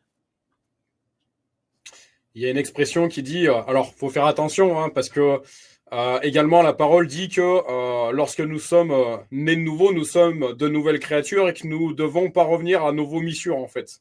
C'est-à-dire les choses occultes, absolument pas divines qui faisaient partie de notre vie. Mais à côté de tout ça, de manière beaucoup plus lumineuse, on dit souvent qu'on revient à nos premiers amours. Mais je te parle là beaucoup plus d'un côté, pas spirituel, mais humainement. Bah, tu as fait euh, tu vois, par exemple, moi, j'ai passé des années à Villeurbanne, et ben j'ai besoin de redescendre régulièrement à Villeurbanne parce que ça fait partie de mon tracé de vie. Euh, j'ai besoin de redescendre dans mes monts du Lyonnais régulièrement. J'ai besoin voilà, j'ai besoin si mes cousins cousines m'entendent, j'aurais besoin d'avoir des contacts réguliers avec eux. J'ai eu besoin de savoir qui étaient mes parents. Toi, par exemple, ton sensi, bah, tu as eu besoin et on m'a témoigné que tu étais particulièrement heureuse de t'être rapproché de tes montagnes. Euh, voilà, on revient à. Voilà, il y a des choses qu'on porte dans le cœur, quoi. Voilà, et qu'est-ce que le cœur? Le siège du Saint-Esprit. C'est que je pense avant tout que finalement, euh, étant donné qu'on est des êtres qui ont cette dualité en nous, le côté spirituel et le côté charnel, et ben que ce soit du côté spirituel ou du côté charnel, finalement, on a pour être bien, voilà, je vais employer ce mot-là, on a besoin d'avoir des repères, tout simplement. Si t'as pas Dieu le Père comme ton repère en tant qu'être spirituel, tu es perdu et tu peux partir du mauvais côté. Et Et en même temps, il ne faut pas oublier que, malgré tout, oui, on est sur cette terre, on foule les pieds sur cette terre. Si on n'a pas des repères sur cette terre, heu, là aussi, on peut partir sur des travers. En fait, on a vraiment besoin de repères, tout simplement. Et le fait, en fait, de vouloir, hem, garder ce lien avec ses origines, et terrestres et je vais aller plus loin, et spirituelles, ça nous permet finalement de rester, dans un certain équilibre qui fait que on est bien. Et forcément, on est de mieux en mieux quand on se détache de plus en plus de cette terre, parce qu'on n'a pas besoin après, d'autres repères si ce n'est Dieu. Mais c'est important tant qu'on voilà, tant qu'on est encore, sous comment je dirais? Ouais, enfin, de toute façon, voilà, on est fait de cette chair aussi, et cette chair a besoin de repères aussi. On se rend bien compte que les personnes qui n'ont pas de repères, en fait, elles partent dans des travers. Elles font n'importe quoi, elles arrivent pas à se structurer, elles n'arrivent pas non plus à, à se réaliser. Voilà, donc c'est un point d'appui également. Si, si Dieu, nous, je dirais entre guillemets, «nous balance sur terre» et nous permet, heu, d'être, au sein d'une famille, je pense que c'est pas anodin non plus. Parce qu'on pourrait se dire: «Waouh, il balance, les êtres spirituels, les âmes, enfin les êtres spirituels en devenir, les âmes comme ça, tu vois, se met comme ça à la volée sans spécialement aller là, là ou là». Je pense que là où il nous met, c'est également une volonté heu, tout à fait particulière de sa part, heu et les parents, heu, choisis finalement, parce qu'il choisit, parce que regarde, il a choisi, la Vierge Marie pour Jésus et Joseph.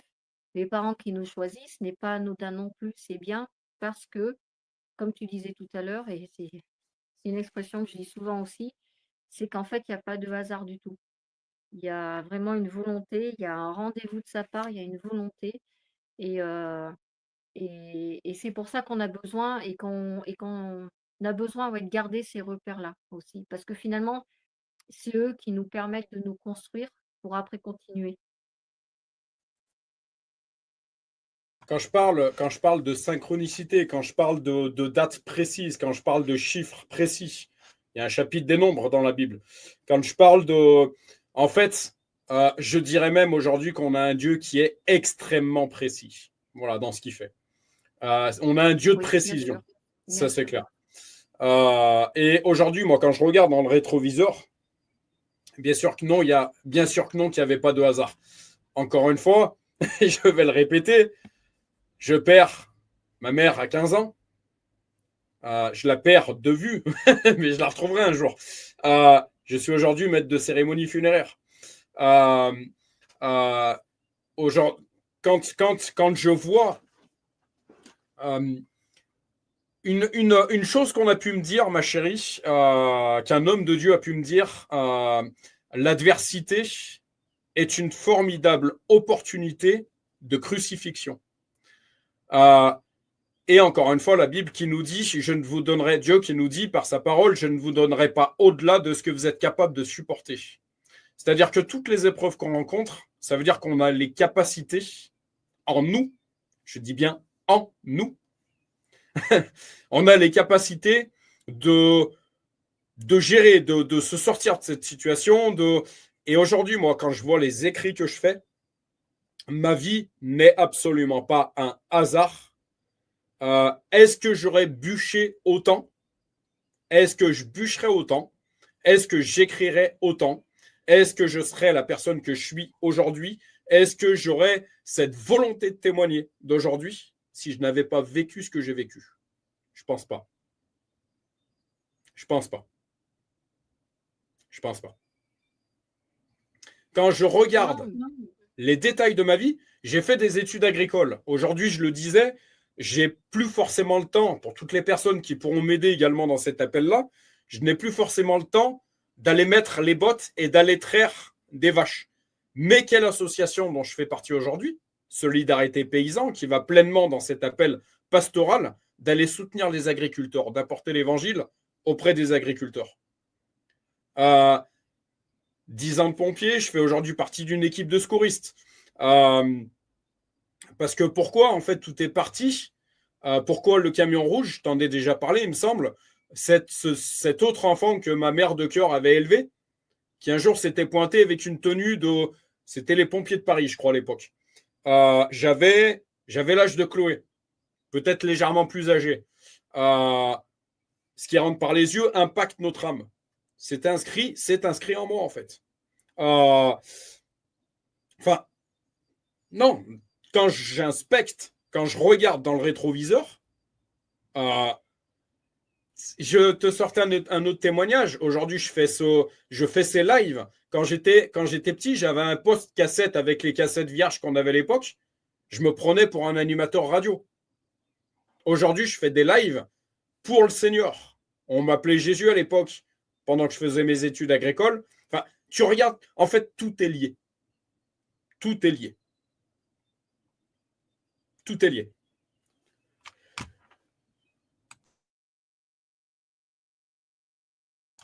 Tout est lié. Et finalement, quand tu observes tes enfants aujourd'hui en tant que mère, en tant que père, amuse-toi à regarder tes garçons, amuse-toi à regarder tes filles. Il y a déjà des détails. Ils portent déjà des détails de ce qu'ils vont devenir, en fait. Quand je te témoigne, moi, encore une fois, de ce que j'observe de ma personne quand j'avais 10 ans, j'étais tout le temps tout seul, gamin. Large est le chemin qui mène à la perdition, que Dieu me garde humble. Nombreux sont ceux qui le prennent. Étroit est le chemin qui mène à la vie. Peu sont ceux qui le prennent. Pourquoi me cherchez-vous? Il faut que je m'occupe des affaires de mon père. Déjà à l'époque, quand je regarde, prends mes albums photos, ma chérie, déjà quand je regarde que j'avais l'âge de Chloé, j'étais tout le temps à part. Ce qu'on appelle la mise à part chez les chrétiens. La sanctification. Sanctification, merci à mon pasteur local, je lui fais un clin d'œil, un autre pasteur local, qui m'a éclairé sur le fait que sanctification veut dire mise à part. J'ai toujours une vie de mise à part. J'ai été mise à part déjà dès ma naissance. Déjà dès ma naissance, la main de l'Éternel était sur ma vie. J'ai été protégé de certaines choses. Mes années chaotiques, tu les connais, ma chérie. Quand je regarde derrière moi, quand je regarde dans le rétroviseur, Dieu a toujours été là. Et il y avait déjà des détails de quelle était ma destinée. Eh bien, aujourd'hui, je dirais aux mères, aux pères qui se font du souci sur leur gamin, qu'est-ce qu'il va devenir, qu'est-ce qu'il va faire. Observe-le, regarde-le. Quel type de personnalité c'est, à quoi il s'intéresse, à quoi il est sensible. Il y a déjà des détails. Une personne qui arrive avec une grande bouche, bah, tu vas proclamer, toi. Une personne qui arrive avec une soif de justice et de vérité, je dirais pas une personne, je dirais une âme qui arrive sur Terre avec tel trait de personnalité, tel détail, c'est observe. En fait, faut observer, faut regarder. Regarde, analyse. Analyse, ça va t'aider à accompagner ton enfant sur le chemin qui est prévu pour lui.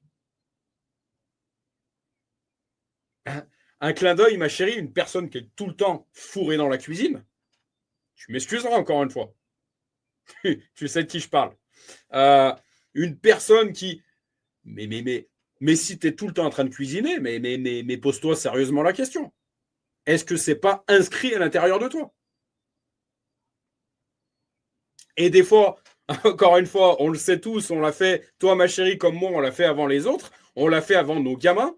Parfois, on emprunte des chemins, et puis à nos 40 ans, qu'est-ce qu'on découvre? Qu'on fait totalement l'opposé de ce qu'on faisait à 20 ans. Pourquoi? Pourquoi? C'est tout simple. On porte tous des choses en nous. Tous. Tous. Et je te dirais heureusement. Et heureusement. Et heureusement. Après, c'est Ouais. clair qu'avant de réaliser vraiment ce quoi on porte, quelle est notre mission, voilà, quelle est notre place là et qu'est-ce qu'on doit en faire. euh, Finalement, il est tout à fait normal de passer par différents chemins Je parce que présente pas quand plus on fou. arrive, tout n'est pas marqué. Tout n'est pas marqué en fait. On n'a pas un livret finalement dans notre poche comme une liste de courses où bah, tu es là, tu vas faire ça, ça, ça, ça, ça, ça, ça. Finalement, on a un but aussi, c'est un petit peu de le découvrir. Mais, mais en fait, non, surtout ce qu'on a à faire finalement, c'est de rassembler toutes ces pièces de puzzle. Et une fois qu'on les a rassemblées, là, on comprend notre but, on comprend notre mission. Mais tu ne peux pas la comprendre si finalement tu ne procèdes pas par des éliminations. Parce que les pistes, elles sont tellement énormes, il y a tellement de chemins que finalement, pour que tu prennes le bon chemin, bah, il y a des fois, bah, c'est comme quand tu te promènes, hein, des fois tu dis, bah tiens, c'est bon, c'est le bon chemin, bah non, mince, j'ai tourné à droite, c'était pas le bon. Fallait que je continue tout droit. Ou, voilà, donc, et ça permet finalement d'éliminer, puis voilà, d'avoir cette entonnoir, et au bout de l'entonnoir, et bah, paf, le bout de l'entonnoir, bah, c'était 40 ans, et à 40 ans, paf, et bah, ça y est, je sais, c'est là. Voilà. Mais parce que on arrive ici sur Terre avec tellement de possibilités. On voudrait faire tellement de choses, mais on n'a pas cette compréhension de se dire que finalement, c'est pas ce que tu veux faire qui compte, c'est pourquoi tu es fait qui compte. Voilà. Et ça, au début, tu le comprends pas. Tu le comprends pas. Tu veux faire plein de choses, mais tu n'as déjà même pas la notion, euh, quand tu es jeune, de dire, ben, dans la vie, tu peux pas tout faire. Qu'à un moment donné, voilà, il y a cet entonnoir et tu es obligé de finalement de sélectionner. Mais c'est tellement bien fait que ça se sélectionne tout seul. Passer par ces différentes épreuves également, c'est pareil, c'est ce qui permet de faire grandir et de voir. Quand je parlais tout à l'heure que Dieu est bon, mais Dieu sait également punir pour nous remettre dans le droit chemin. Et ben voilà, ça en fait partie. Ce verset biblique, alors, ouais, ce verset biblique, il a appris l'obéissance par les souffrances qu'il a subies. Euh, la chose que je voudrais rajouter, et tu vas entendre ton chéri, en fait, pour toute personne qui nous entendra ici, tu te poses la question sur quelle créature tu es, et ben rapproche-toi de ton Créateur et de sa parole. Tout est écrit. Tu vas découvrir qui tu es, tu vas découvrir quel est le plan qui a été inscrit en toi, tu vas découvrir, voilà, tout est ici, dans l'évangile, dans la parole. Voilà. Je parle souvent du système entonnoir. En ce qui me concerne, il me semble que Dieu m'a confié un certain ministère, donc que j'ai appelé Réveil chrétien en Auvergne. Comme j'aime dire encore une fois, je suis un Lyonnais qui est venu vivre en Auvergne. Quand je témoigne aux gens, mais je ne connaissais absolument pas l'Auvergne, bah, je pense souvent à Abraham, en fait. Quitte ta patrie, suis-moi. Je te ferai pêcheur d'hommes. Voilà, c'était déjà écrit quelque part. Et puis, donc, il m'a fallu un certain temps, en fait. J'ai eu des discussions avec notre pasteur local, avec plein de personnes, en fait, qui m'ont permis de justement ce que j'appellerais faire le système entonnoir, en fait. Tu vois?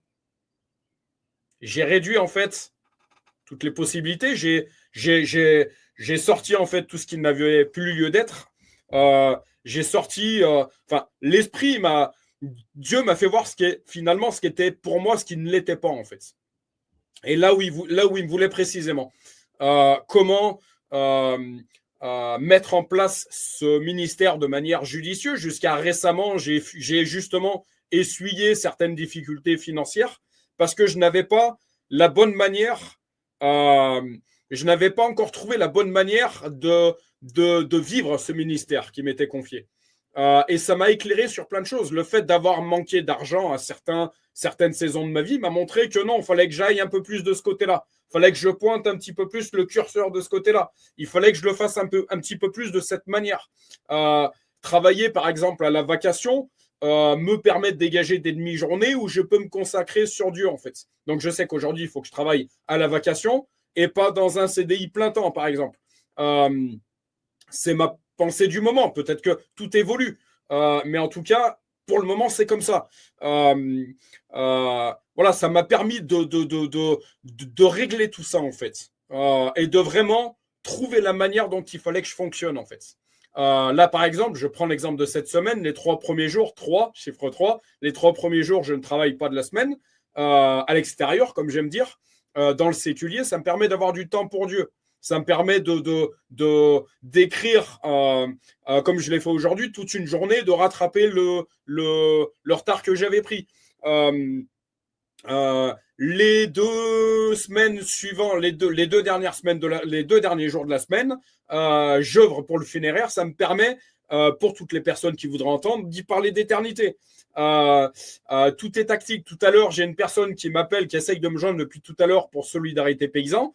Et ben, je sais que je vais avoir un jour ou deux où je vais aller œuvrer dans ce sens-là, en fait. Enfin voilà. Comme j'aime dire aux gens, je suis aujourd'hui extrêmement tactique dans ma vie. Voilà, tout est question de tactique. Mais voilà, il m'a fallu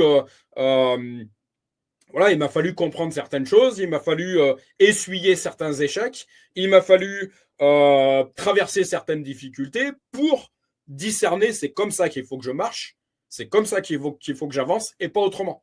Voilà. Voilà. Ouais, toutes les expériences qu'on vit nous permettent de devenir qui nous devons être également, avec l'aide de Dieu.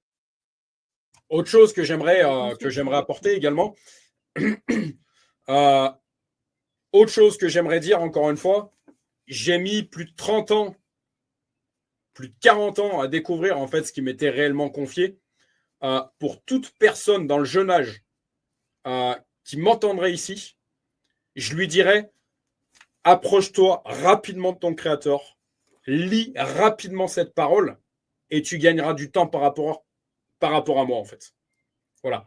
Comment gagner du temps? Rapproche-toi du créateur, lis sa parole et tu vas gagner du temps, tu vas gagner des années. Ça c'est clair. Et chose que j'aimerais dire en fait, on l'a relu récemment, ma chérie. Qu'est-ce que le voile? Qu'est-ce qui nous voile les yeux en fait? Qu'est-ce qui nous empêche de voir justement le plan que Dieu a inscrit à l'intérieur de nous? C'est la chair. C'est la chair. Le voile, c'est la chair, c'est écrit. Le voile, c'est la chair. Donc, plus rapidement on crucifie cette chair, plus rapidement, encore une fois, on se rapproche de notre Créateur, plus chercher premièrement le royaume de Dieu, sa justice, et tout le reste vous sera donné par-dessus tout. Celle qui manque de sagesse la demande, elle lui sera donnée, etc. Mais plus rapidement on crucifie cette chair, plus rapidement on se rapproche de cette véritable identité qui est la nôtre, qui est cette identité spirituelle. Plus on gagne du temps, plus on découvre les choses. Voilà. C'est ce que j'aimerais dire. Je te laisserai le mot de la fin, ma chérie.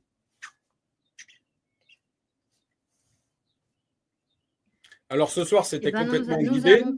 On a malgré tout. Ce soir, c'était. Pardon. Ce soir, c'était complètement guidé. On a malgré tout lu la parole. Donc ça a été dans Exode. Encore une fois, chacun des lives est guidé par l'esprit. Mais bien sûr qu'on continuera par l'ensemble de la parole. Ce sera la parole, la parole, la parole. Mais voilà, ce soir, a eu lieu ce qui devait avoir lieu. Encore une fois, pas de hasard. Voilà. Je t'en prie, ma chère. J'allais dire que nous n'avons pas lu la Genèse, Mais ceci dit, il y a encore tant et tant d'échanges à avoir, pas forcément sur la Genèse, mais là, notamment sur l'Exode et encore bien d'autres. Mais d'ailleurs, le passage que on a vu nous a permis, comme tu disais tout à l'heure, de se dire, d'avoir une autre compréhension, de comprendre des choses supplémentaires qu'on n'a peut-être pas compris aux premières lectures. C'est pourquoi il est important finalement et essentiel de lire et de relire et de lire plusieurs fois parce qu'il y a tellement de choses et de sens dedans que, voilà, des fois, il y a des éléments qui passent à la trappe. Donc, voilà. Donc, oui, à bien lire, à continuer de lire. Je voulais, euh, je voulais juste appuyer la lecture dans le livre des Proverbes, du chapitre 3 par rapport à ce que on vient d'échanger. euh, euh, dans notre vie de tous les jours, dans les expériences que l'on a, euh, n'oublions pas non plus de placer Dieu au centre de tout cela. N'oublions pas d'interroger Dieu lorsque on a un questionnement, quand on ne comprend pas, quand on ne sait pas, quand, voilà, quand par exemple il y a 36 000 chemins devant nous, interrogeons-le avant de prendre un chemin. Il y a le chapitre 3 qui résume un petit peu finalement le dernier échange qu'on a eu quant à ces expériences, quant à mais quelle mission je dois faire là et pourquoi suis-je fait et, et comment trouver cette mission-là, comment être sûr que c'est ça. Donc, je vais juste lire le début du chapitre hein, parce que c'est pas bien loin et puis ça conclusion. Mon fils, n'oublie pas mon enseignement et que ton cœur garde mes commandements. Ils t'assureront de longs jours, des années de vie et de bonheur, que la bonté et la vérité ne t'abandonnent point. Lis-les à ton cou, écris-les sur la table de ton cœur. Ainsi tu trouveras grâce et tu auras la vraie sagesse aux yeux de Dieu et des hommes. Confie-toi en l'Éternel de tout ton cœur. Et ne t'appuie pas sur ta prudence. Pense à lui dans toutes tes entreprises, et il aplanira tes sentiers. Ouais, c'était surtout ce verset-là. Pense à lui dans toutes tes entreprises, et il aplanira tes sentiers, pardon.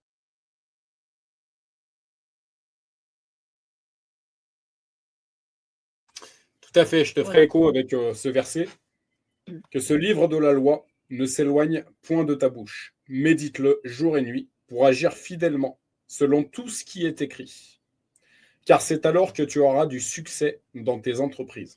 C'est alors que tu réussiras.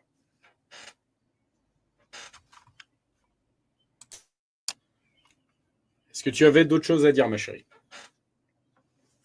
Non, non, je pense que voilà, il est nécessaire que tout au long de sa vie et même dans enfin, dans les bons moments, comme dans les compliqués, en fait, c'est d'ouvrir la Bible, d'ouvrir la parole parce que voilà, elle permet de faire le tri en fait de tout ce qu'on rencontre et elle permet finalement de nous recentrer, de nous recadrer sur le chemin qu'on doit prendre. Voilà, très important. Et quoi qu'il en soit, comme l'a montré le passage qu'on a lu de l'Exode, eh ben, on se rend bien compte qu'il y a une prédestination. Voilà. Donc, soyons encore et toujours dans cette parole de Dieu, dans ces commandements-là, parce qu'on reste sur le bon chemin. Tout à fait. Alors, puisque tu me parles de prédestination, je te dirais une chose qu'un serviteur de Dieu m'a dit un jour te concernant. Il y a quelques années plus tôt, c'est-à-dire encore une fois dans des périodes où on avait certains combats, il m'a dit ta femme servira l'Éternel. Voilà. que cette prophétie, tu la reçoives dans le nom de Jésus.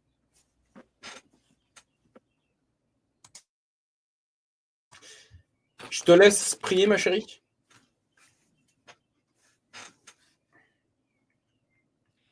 Seigneur, je te remercie pour cet échange-là qui a été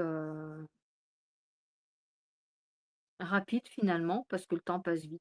Voilà. Même si ça fait 2 heures, et 2 heures qui passent vite. Alors, dans certains moments, 2 heures, ça passe très, très, très doucement, surtout dans des moments plus compliqués. On peut se dire finalement que on passe un très bon moment dans ta parole, puisque c'est un temps qui passe très, très vite. Voilà. Donc, je te remercie pour cet enseignement, pour ces éclaircissements, encore une fois. Voilà, on a été éclairé par rapport au passage concernant Moïse, chose qu'on n'avait peut-être pas captée aux premières lectures. Comme quoi, effectivement, ta parole est bien vivante et ne cesse de parler, de nous parler. Et elle parle à tout le monde d'ailleurs. Donc, je prie pour que les personnes euh, qui savent lire et qui ont des oreilles et des yeux pour lire et pour entendre, écoutent et lisent la parole. Euh, j'ai une pensée pour Daniel, voilà. Euh, je te prierai, Seigneur, s'il te plaît, de trouver et de nous aider à trouver une solution pour qu'elle se reconnecte rapidement avec nous, parce qu'elle avait également de très bonnes choses à nous faire partager de par son expérience et son âge un petit peu plus avancé que le nôtre, je dirais, dans certaines expériences également. Euh, voilà. Donc, je te la place, Seigneur, et puis je te place d'ailleurs toute sa petite famille et son mari. Euh, quant à, quant à moi, quant à nous, on est mardi, donc on va arriver au milieu de semaine. Eh bien, je te remets toute cette fin de semaine, euh, Seigneur, voilà, que on continue d'évoluer dans ta paix, dans ton calme, dans ta sérénité, dans ton amour, tel qu'on l'a depuis euh, un bon moment déjà, et que cela s'éternise vraiment, Seigneur, parce qu'on est vraiment bien dans tes bras.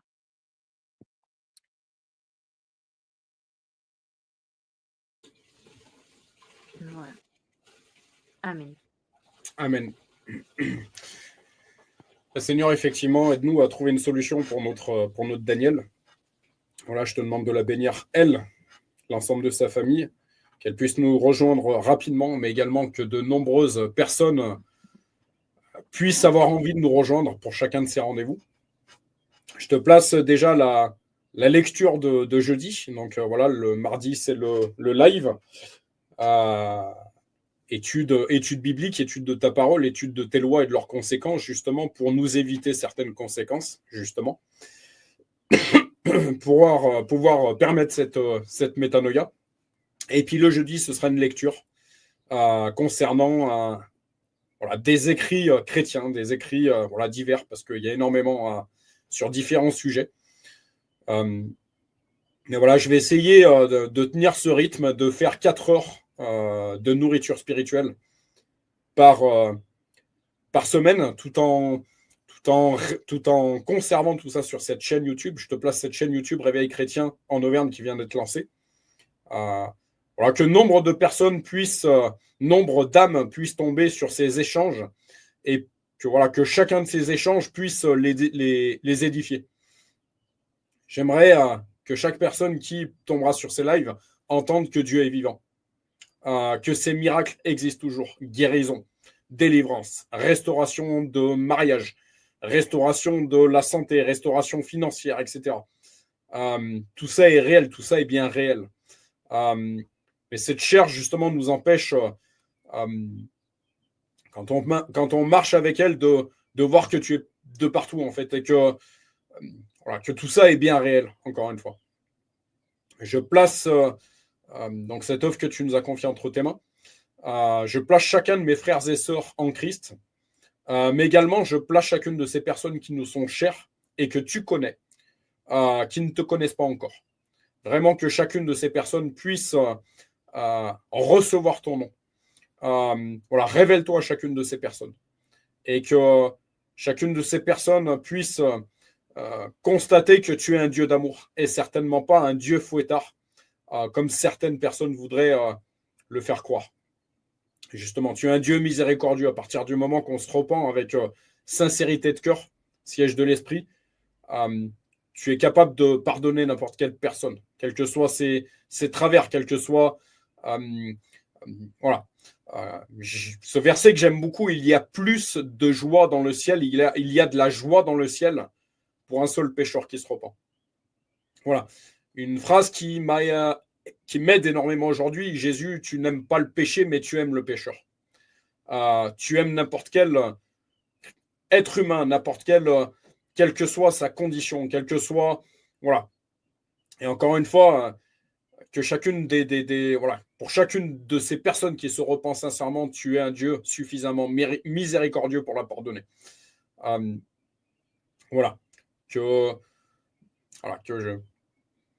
Voilà, donc que chacune des personnes qui tombent sur ces lives puisse le comprendre. Tu es un Dieu d'amour. Merci pour tout ce que tu fais dans nos vies. Encore une fois, comme j'aime dire, quand je regarde dans le rétroviseur et la personne que j'étais il y a ne serait-ce que quelques mois en arrière, on voit que tu travailles quotidiennement en nous. Que ta parole restaure l'âme. Que ta parole délivre. Jean 8, 32, vous connaîtrez la vérité vous affranchira. Voilà pourquoi cette parole, on essaye, certaines âmes justement mal attentionnées cherchent à la faire taire. Parce qu'ils ont compris qu'il y avait de la puissance dans cette parole. Il y a de la puissance dans ton nom, Jésus. Tout ce que vous demanderez en mon nom, vous le recevrez. Voilà. Que chacune des personnes qui tombent sur ces lives puisse le comprendre. Dans ton saint nom, Jésus, j'ai prié. Amen et Amen. Amen. Amen. On vous dit donc à mardi prochain. Soyez bénis dans le puissant nom de Jésus. Amen. À mardi.